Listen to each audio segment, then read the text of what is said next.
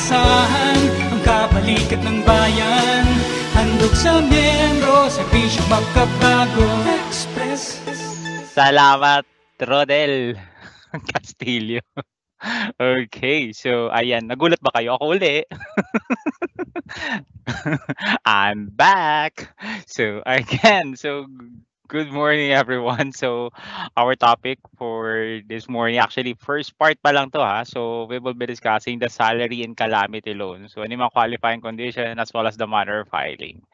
Okay, so let me just share my PowerPoint slides. Okay, there you go. I hope na visible na siya, no? Okay. So as I have said, so pag-uusapan natin yung salary and calamity loan. Okay, ano ba yung mga qualifying conditions? Ano ba yung mga bagong guidelines natin patungkol dito? Okay? So unahin muna natin yung salary loan. So for salary loan, ayan. So to qualify to a 1-month loan, the member must have at least 36 contribution. Okay, 6 of which should be within the 12-month period prior to month of filing. Para naman ma-qualify tayo dun sa 2-month loan, dapat meron tayong at least 72 months. Okay? So, hindi po totoo na pagka nag-loan ka na nag-loan, tataas yung loan amount mo. So, ang basis natin for the loan amount, of course, your your monthly salary credit, magkano ba yung hinuhulog mo, and yung number of contribution. So nakita natin dito na para ma-qualify ang isang miyembro sa 2-month loan, dapat meron kang 72 contribution. So that's equivalent to 6 years kung tuloy-tuloy kang naguhulog. Okay? So kahit first time mo pa lang mag-a-avail ng salary loan. Kung kayo po ay meron ng 72 months, 6 dyan, nasa 12-month period prior to month of filing, qualified ka na kaagad sa 2-month salary loan. So for the loan renewal, ang sabi lang natin dito, upon 50% of the payment term has lapsed and 50% of the original principal has been paid, pwede ka nang mag-renew. Yung balance mo, ide-deduct na lang po natin yan sa iyong loan proceeds. Okay.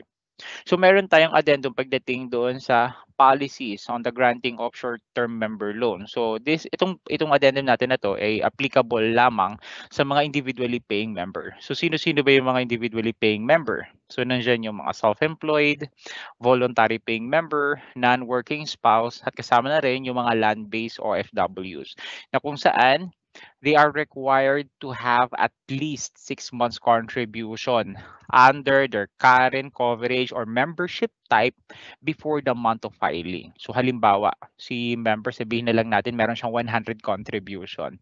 Na-separate siya from employment, sabihin na lang natin nag-resign siya, nagtayo siya ng sarili niyang business. Okay, so naisipan niya na mag-loan kay SSS bilang pandagdag puhunan doon sa kanyang negosyo. So ang tanong ngayon, pwede ba siyang mag-apply ng salary loan? So kasi pinagpatuloy niya after ng separation niya, nagpatuloy siya ng paghuhulog niya as a voluntary paying member. Ang sabi ng system, basta meron na siyang 6 na contribution doon sa kanyang current coverage type. So kung siya ay naguhulog as a separated member, dapat meron na siyang 6 na contribution dyan.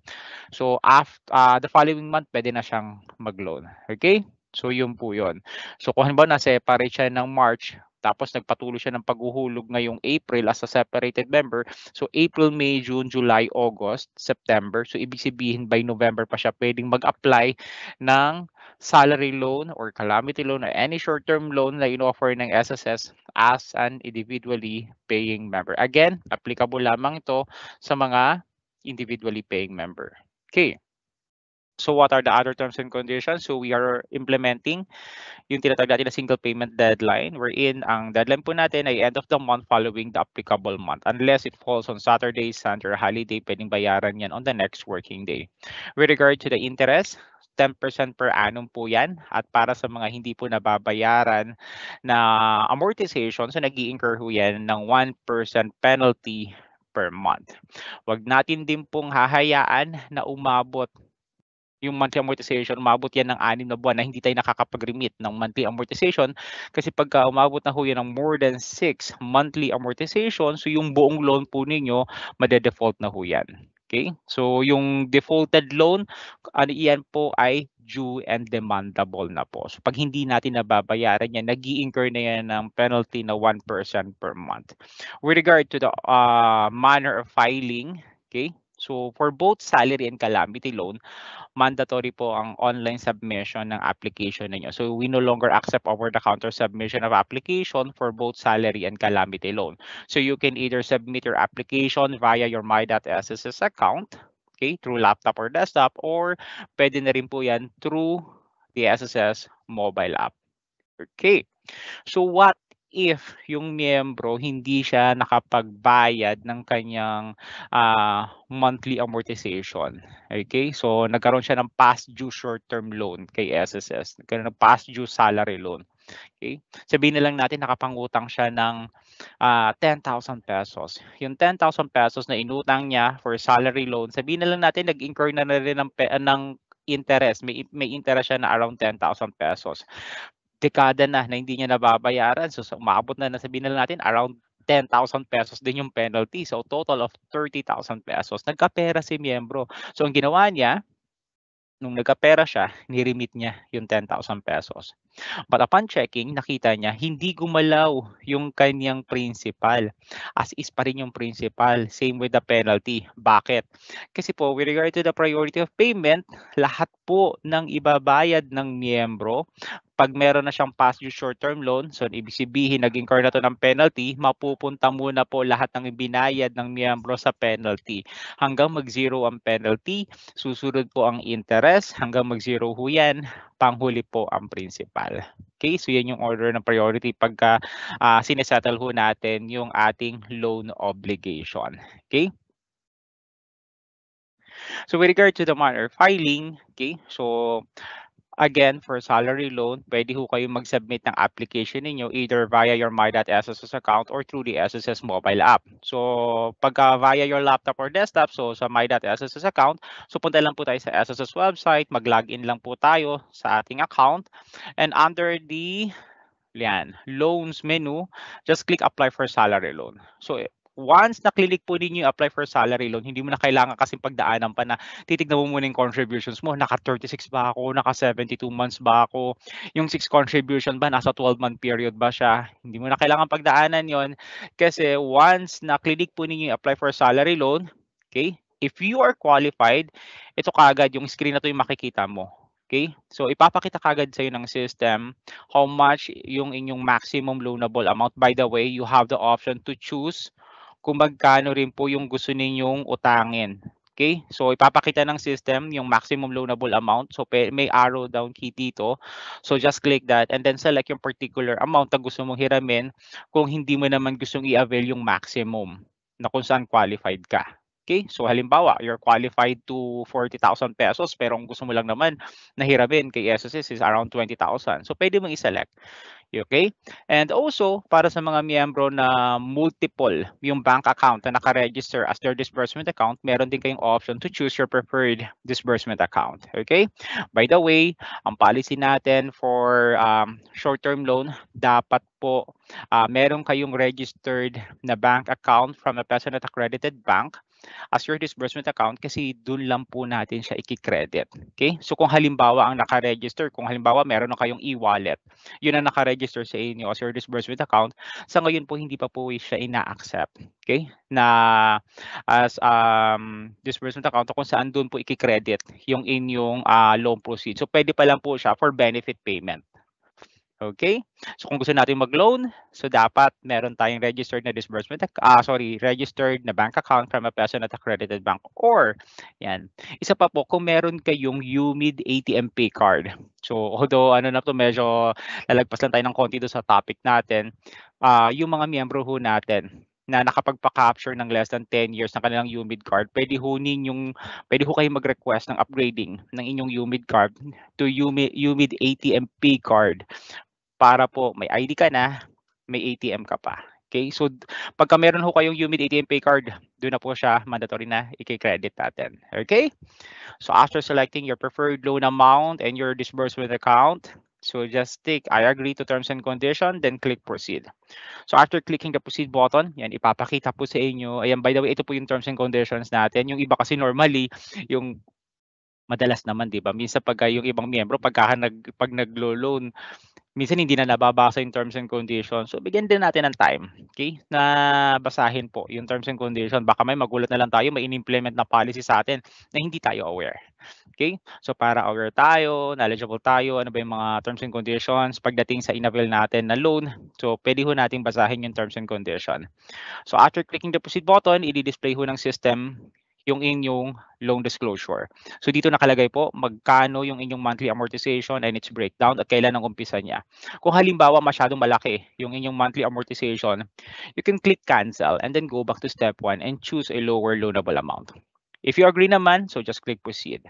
Okay, so after clicking the proceed button, so mag-generate, meron na ho yang as proof that you have successfully submitted your application for salary loan, meron pong corresponding transaction number yan. Tandaan po natin, lahat ng transaction na i-avail ho natin sa My.SSS, may corresponding transaction number yan. Hindi lang siya applicable sa salary loan, sa calamity loan, lahat po ng transaction sa My.SSS. Okay, even yung mga pag-avail ng mga benefits, as proof na successfully na-submit natin yan, meron pong transaction number.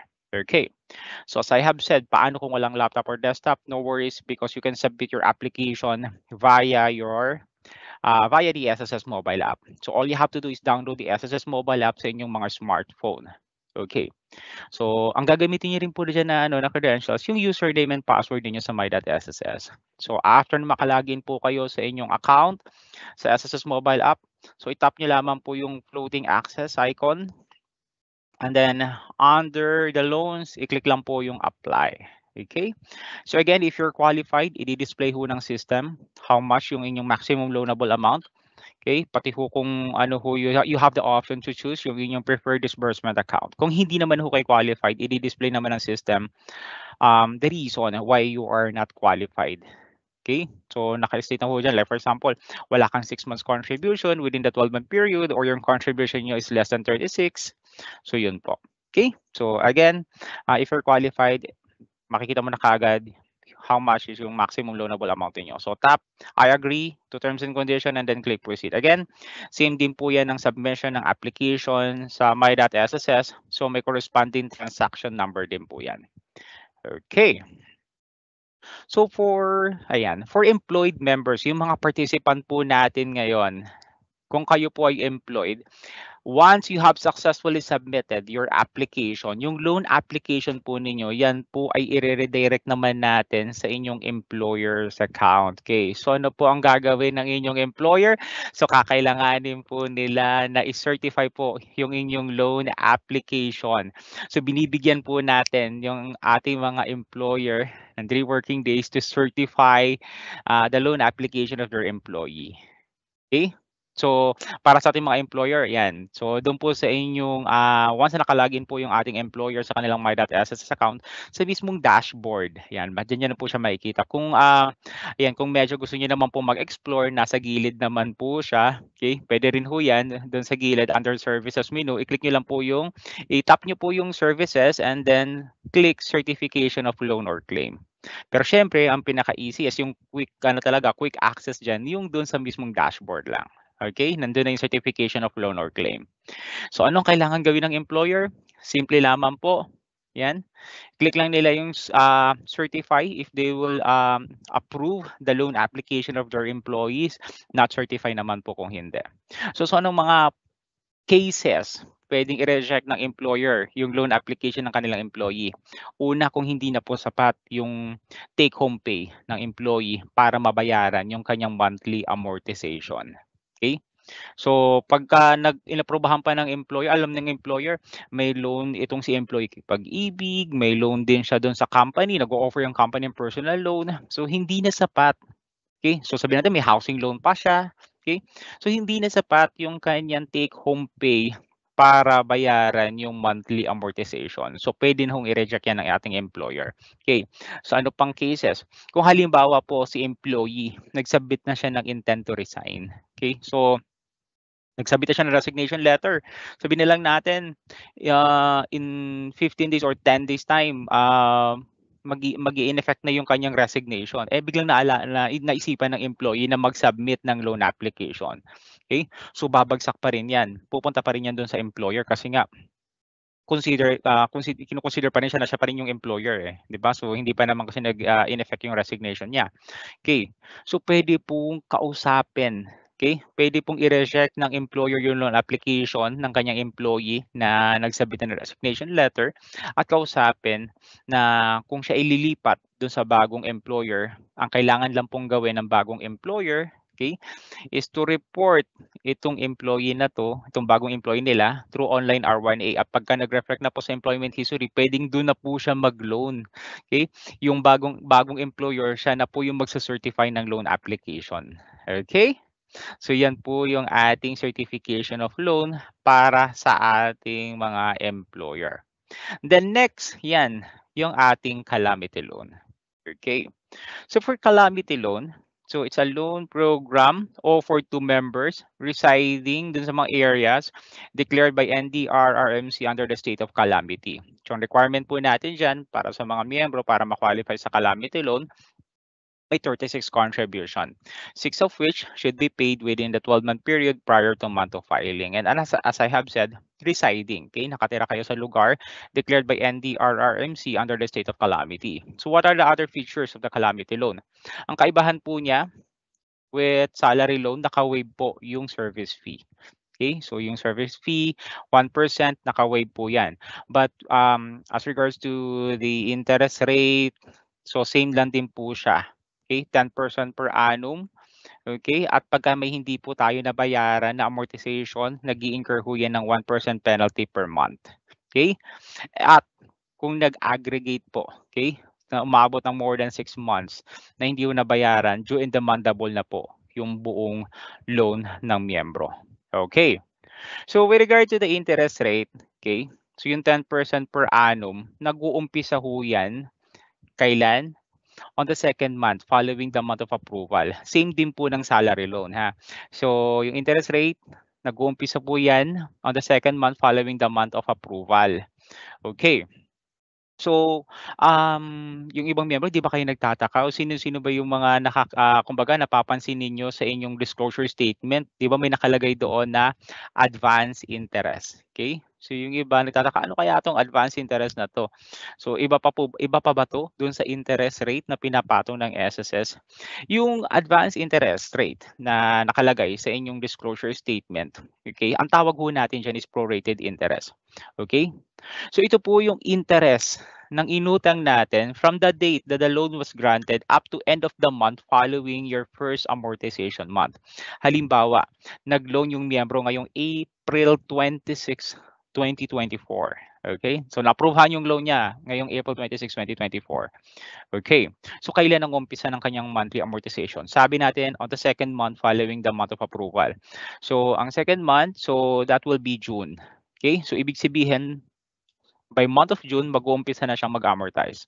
Ibig sabihin, yung 10% interest rate per annum, mag-uumpisa din yan ng buwan ng June. Okay? So yung inutang natin from the date that the loan was granted, from April 26 hanggang katapusan po ng May. Okay? Kasi yun po yung month prior to your first amortization, yung interest po ng inutang natin, ang tawag po natin doon ay prorated interest, which is labeled in your disclosure statement as advance interest. So wala po tayong sobrang interest na pinapato sa ating mga miyembro. Okay? So yan, again, applicable yan for both salary and calamity loan. Okay? Next po. So with regard to the manner of filing, so online din po siya. So if you're qualified under the loans menu, just click apply for calamity loan. So if you're qualified, okay, so ipapakita ko ng system, okay, magkano yung maximum loanable amount, okay? So as well as kailangan niyo rin pong i-select kung multiple ho employer ninyo yung details ho ng inyong certifying employer. Kailangan niyo hong i-encode din yan dyan, as well as your preferred disbursement account, okay? So just provide all the necessary details, information, and then click proceed button. So after clicking the proceed button, okay, so ipapakita kagad naman ng system dyan, ay ipapakita yung just a confirmation page, magkano yung inutang ninyo, okay? Magkano na lang yung loan proceeds, okay? Kasi may possibility, lalo kung halimbawa, Actually, applicable yan for salary loan eh. Although nasa calamity na pero applicable yan for salary loan na kung saan pinapakita, ibinabawas kasi yung previous loan ninyo. Okay? So doon po yan. So makikita nyo rin po yan. So then after clicking the submit button, mag-generate na ho si system ng disclosure statement. Ay sorry, ng reference number, sorry. So again, as proof na successfully nasabitin nyo yung inyong application. So without a transaction number, reference number, ibig sabihin hindi po yan successful. Halimbawa, clinic mo yung submit, tapos blank screen. Ulitin lang po natin yung ating application. Okay? So that's it for the salary and calamity loan. So before I end, yan my presentation. So reminder lang po yung mga responsibilities ng ating mga employer as well as ng ating member borrower. Okay. So for our employer, obligasyon po ng ating mga employer to collect and deduct. Hindi lamang po to certify the loan application ng kanilang mga empleyado, but to collect yung monthly amortization and remit it to SSS. Okay? Kung sakali po na meron tayong empleyado na masiseparate, okay, obligasyon po ng ating employer to deduct the total balance from any benefit due to the separated member and remit it in full to SSS. Okay? Halimbawa, meron siyang, sabihin na lang natin, ang total balance pa niya kay SSS nasa around 10,000 pesos. Sabihin na natin, nasa 20,000 inutang niya, nakakalahati pa lang siya. Nag-resign na siya sa company. Obligasyon ng employer na i-check magkano ba yung total balance pa niya kay SSS. Okay? Whether kung sa calamity loan yan or sa salary loan. Tapos i-deduct po yan doon sa makukuha niyang separation pay. Halimbawa, ang separation pay niya, 50,000, i-deduct in full at i-remit din ang buo kay SSS. Paano kung hindi sapat yung kanyang benefit na makukuha due to separation? Okay? So, ang kailangan gawin lamang po ng employer is to deduct yung amortization due for the month and i-report po yung employee na separated. Saan po natin sila i-report na separated? Sa contributions collection list. Okay? So doon po yan. Require your newly hired employee to secure an updated statement of account. So wag lang ho tayo dapat umasa doon sa tanungin yung empleyado. Mas maigi ho na pag-secure natin sila ng updated statement of account para malaman ho natin kung meron bang utang pa yung miyembro, yung newly hired natin kay SSS. Okay? At kung meron po siyang balance pa sa kanyang short-term loan, obligasyon po ng bagong employer kahit hindi ho kayo yung nag-certify dahil kayo po yung bagong employer. Okay? So ibig sabihin po niyan, sinasalo nyo na rin po yung obligasyon to continue the deduction and remittance. Okay? And for our member, again, sa ating mga miyembro, employee member, okay, silang po ang obligasyon natin. Okay? Ano po yan? To submit an updated statement of account. Kung sakaling nakalimutan po ng ating employer, yung bago employer ho natin na hingian tayo ng updated statement of account. Huwag ho tayong matuwa, sabi ko, naku, yes, successful, di ba? Hindi ako hiningian, di ba? Tuwan-tuwa ka, hindi ka nahingian ng statement of account. So, kahit hindi ho kayo nahingian ng statement of account ng inyong employer, lumilitaw po yan sa kanilang loans collection list. Okay, once na ni-report po nila kayo as their new employee, okay, through online R1A, okay, magre-reflect po yan dun sa part 2 ng loans collection list ng inyong bagong employer. Okay, pero wag na nating hayaan pa na kumbaga kumbaga doon pa lang makikita ng employer ninyo, na bago employer ninyo na may utang ka, kayo na mismo magkusa. Okay? So as member borrower, may utang po ako kay SSS. Ito po yung aking statement of account, and allow your new employer to continue the deduction and remittance, including yung interest or penalty kung meron mang late remittance. Okay? So that ends my presentation. Maraming salamat po for listening. So part 1 pa lang po ito ng ating episode 4. So for your questions, okay, clarifications, feel free na i-post yan sa ating chat box. Maraming salamat po at mabuting araw. Alright, maraming salamat po Sir Jomer sa very detailed na paliwanag sa ating first topic, patungkol sa qualifying conditions and manner of filing ng SSS salary and calamity loan. Now, bago po tayo dumako sa ating question and answer portion, nais lang po namin ipaalam sa ating mga kaeskwela na alam niyo po ba ng pag-enroll ng disbursement account ay available na rin po via the SSS mobile app. So it's very easy. It's now made available no, sa ating mobile app. Kailangan lang install nyo lang po yan sa inyong mobile phones. No? You may download our SSS mobile app for free from Google Play Store, Apple App Store, and Huawei App Gallery. And mas madali na pong ma-access ninyo no, yung ating disbursement account enrollment module. So hindi na lang po siya nakakulong sa kailangan nyo po pumunta sa SSS website, mag-login sa my.sss account gamit ang laptop or computer device. No? Available na rin po siya via the SSS mobile app. And I guess mga kaeskwela, ready na yung ating speaker to answer the questions that we have gathered, no? Ito po yung mga questions na halos yun po, no, yung mga tinatanong dito sa ating chat facility. So, ginather natin siya and sasagutin ng ating speaker ng live para marinig po ng lahat ng ating participants. So, Sir Jomer, are you ready na? Ready ka na po bang sumagot? Okay. Game! So, unang tanong. Ano po ang iyong vital statistic? Ito na. So, unang question 36. from... sorry. Kala ko digit. From UERM, Marvin, good AM. Meron po kaming employee, January 2024, nag-loan po siya. Then, March 2024, binayaran niya na po yung loan niya. Bakit po hindi po siya makapag-loan ulit? Thank you. So, in advance payment po niya, Sir Jomer. Okay, so tinapos niya na kaagad by March 2024. Ang bilis naman, 2 months lang, fully paid na. Okay, so doon sa tanong ni Sir Marvin, ang sabi kasi natin, ano ba yung rule natin for renewal of salary loan? Una, kalahati ng original principal has been paid. So, na-meet niya yan. Actually, hindi lang kalahati kasi fully paid niya na. Pero yung second condition natin, na 50% of the payment term has lapsed. So, yung 50%, so that's 1 year. So, dahil nga, January pa lang siya nakakapag-loan. So, start ng amortization yan kung January. So, February, March pa talaga. So, ibig sabihin, 2025 pa siya pwede makapag-loan pa ulit. So, yun. Kaya hindi po siya inaalaw ng system na makapag-loan ulit. Kasi hindi niya na-meet yung second condition na 50% of the payment term has lapsed. Okay, thank you for that answer, Sir Jomer. Siguro si Sir Marvin, baka hindi naman niya kailangan mag-loan, no? Pinabayaran niya agad. Okay. So, next question from Anonymous. Sayang, hindi na ilagay ang name.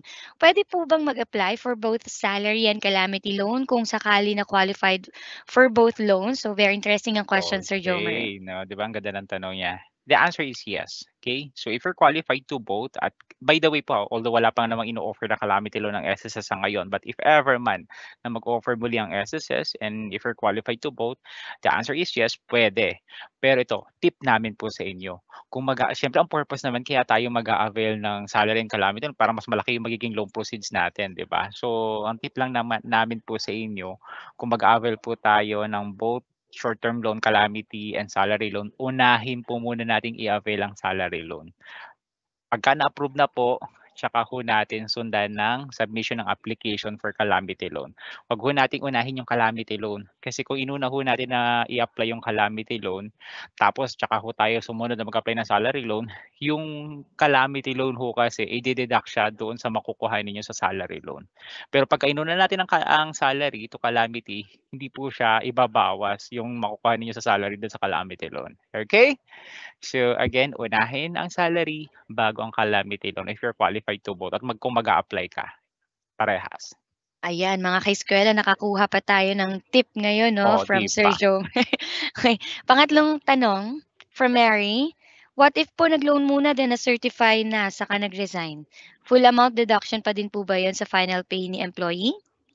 Yes, ang ganda ng tanong ni Mary, di ba? The answer is yes. Kasi kasama yan doon sa obligation ng ating employer. Kaya nga minsan may sa mga ganyang pagkakataon na nag-loan tapos, yun nga, na-certify na ng employer tsaka siya nag-resign. Ipaunawa natin sa empleyado natin na itong empleyado natin na magre-resign. Na pagka ganun kasi ang nangyari, okay, obligado si employer na i-deduct in full yung makukuha niya doon sa final benefit na makukuha naman ng employee sa company. Okay? So, parang nangyari na baliwala lang yung niloan niya, di ba? Kasi binayaran din niya ng buo. 'di ba? Binawas din sa kanyang final benefit na makukuha dun sa company. So better na mag-apply ng salary loan dun sa aalisan niyang kumpanya, mag-resign na muna siya, tapos 'pag nakalipat na sa bagong company, i-report lang siya through online R1A. Kahit wala pang remitted contribution, kasi yung iba sabi mo, ang tagal pa kasi kailangan pa may contribution. Reported lang, okay? Through online R1A, mabilis lang ho 'yan. Actually, days lang 'yan, nagre-reflect na kaagad 'yan. Actually, yung reporting minuto lang 'yan, Okay, so 'pag nagawa na ho 'yan ng ating bagong employer, nag-reflect na ho yung pangalan ng bagong employer sa employment history, puwede na pong mag-loan yung empleyado, okay, do'n sa bagong company.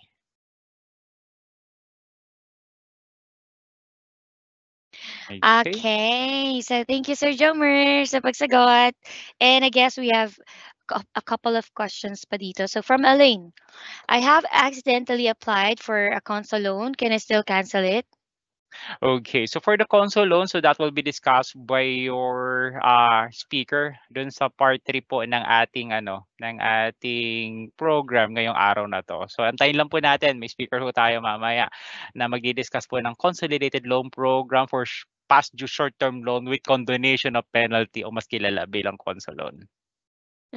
Nakakaubos ng hininga yung okay, Yung so title di ba? okay, so I think this is second to the last na question. Mhm. From Anonymous, ano pong pwedeng gawin if ever may overpayment po para sa mga loans sa SSS? Okay, so for overpayment, ganito 'yan. Dalawa ho yung option ninyo. Ang pinakamabilis talaga diyan, unahin ko na muna yung kasi malamang yung overpayment, ano puwedeng gawin? Actually, puwede kang mag-request ng refund, okay? Pero it will take time, okay? Bago mai-process yung refund, okay? So anong mas mabilis? Okay, ang mas mabilis diyan is kung ikaw ay maglo-loan lang din naman uli, maglo-loan ka uli, magsasabit ka uli ng mag-a-apply ka uli ng another short-term loan. Puwede po nating i-request na yung overpayment mo i-apply dun sa bago ninyong loan. So, ang tawag natin dun is OPA-CL. So, puwede niyo makalimutan, 'di ba, OPA, ayan, OPA-CL, overpayment applied to current loan. Okay, so, puwedeng yung bagong employer na ang gumawa niyan, ay sorry, bagong employer na ninyo ang gagawa niyan, yung overpayment. So, kailangan lang niya ng mag-a-attach lang siya ng request letter tapos proof na nagkaroon ng overpayment, okay? Pero ito po yung mga magre-request ng OPA-CL, yung overpayment applied to current loan, okay? So kung ano po yung umpisa ng yung monthly amortization, halimbawa ang umpisa ng monthly amortization ninyo nag-loan ka ng halimbawa ngayong April, so ang start ng amortization niyan June, okay? So kung anong umpisa ng amortization ninyo, sundin po natin 'yon, okay? Kasi po yung overpayment ina-apply ho yan sa dulo. Okay, so kung equal yung amortization ng luma at bago ninyong loan, okay? So ang mangyayari kung halimbawa may overpayment ka na 2 months, so mangyayari magiging 22 months to pay na lang siya, okay? So sundin pa rin natin kung anong umpisa kasi nga yung overpayment i-a-apply po siya sa dulo. So again, ang kasagutan dalawa yan, you can either request for refund or application ng overpayment to your current loan. Salamat, Sir Jomer. Now, nasa last na question na po tayo na nakalap natin dito sa chat facility. So from Anonymous, ano po ang nangyayari sa mga loans approved ni employer tapos umalis si employee nang hindi pa ito fully paid? Need lang po ba i-declare ni company na resigned na si employee? Ano ang impact po nito kay employer? Okay. So, most probably ang nagtanong dito yung employer, 'di ba? So, una, ano ba ang dapat na gawin ng employer? Okay, so ang dapat gawin ng employer, part 'yan ng obligation natin na kung meron siyang benefit na makukuha due to separation, kailangan nating i-deduct 'yan in full. Okay, so kung halimbawa nga po may separation pay siya, nasa around 50,000 pesos, may total balance siya na 10,000, i-deduct natin 'yan in full and remit it in full also to SSS. Kung sakali naman na kalimutan ho naming gawin, hindi ho namin siya na-deduct, okay? Pero ang na-deduct niyo lang is yung para sa, sabihin na lang natin o kaya naman hindi sapat, 'yan. Kasi may mga cases minsan mababa lang naman yung separation pay na makukuha. So hindi sapat para i-settle yung kanyang loan obligation, yung total balance. So ang kailangan gawin lang ng employer is i-deduct yung due for the month, tapos po is i-declare siya na separated through contributions collection list, okay? Para mawawala na po sa inyo yung obligasyon. Kailangan i-declare niyo po silang separated through CCL. Okay, contributions collection list. Hindi po sa LCL kasi wala kayong way to declare them separated sa LCL kasi LCL naka-anchor yan sa CCL. Okay, so doon po sa CCL na yun siya i-declare. Okay, so yun po yan. Maasahan ang kabalikat ng bayan, handog sa miyembro, serbisyo magkabago.